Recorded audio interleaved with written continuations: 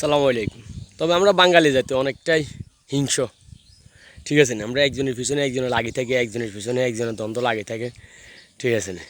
যতদিন পর্যন্ত এগুলা কাটবে না, দ্বন্দ্ব একজনের পিছনে একজনের লেগে থাকা, একজনের পিছনে একজনের সমালোচনা করা, যতদিন পর্যন্ত আমাদের বাঙালি জাতির তুলে এই হিংসা, একজনের পিছনে একজনের কথা বলা, একজনের পিছনে একজনের সমালোচনা করা, হিংসা করা, এগুলো যতদিন পর্যন্ত আমাদের মনের ভিতরে বসবাস করবে ততদিন পর্যন্ত আমরা বাঙালি জাতি কখনো ঠিক হবো না। যতদিন পর্যন্ত এগুলো চলে যাবে, কেটে যাবে, তখন আমরা বাঙালি জাতি ঠিক হবো। একজনের জন্য একজনের মায়া মহব্বত, একজনের জন্য একজনের ভালোবাসা।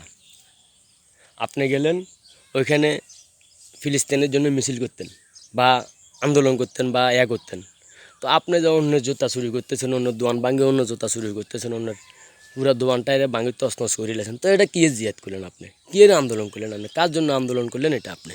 এটা তো আপনি নিজের জন্য। আপনারা হাঁটা ছেড়ে যাই আন্দোলন করবেন, লানে যা দোয়ান ভাঙে জুতা চুরি করেন। আমরা বাঙালি জাতি এগুলো ভাই, আর কিচ্ছু নেই। আমাদের বাঙালি জাতির নাসির এটাই খারাপ। আপনারা হাঁটাবো যুদ্ধ করে বললা বলে গুল্লি দিবা, হাতে কত গুল্লি কর, তা আপনি গুল্লি তুই করবেন জুতা চুরি। কবে আগে তো জুতা এখন পছন্দ হচ্ছে জুতাগুলো নিয়ে নি, এর পরে যা আপনি করবেন যাই ঠুস করে গুলি খেয়ে মরে দেবে, মরে যাই কবেন যে আমি ইসলামের জন্য শহীদ হয়েছে। তো এটা কি শহীদের কাতারে পড়ে না চুরির কাতারে পড়ে? কোনটার কাতারে পড়ে ভাই?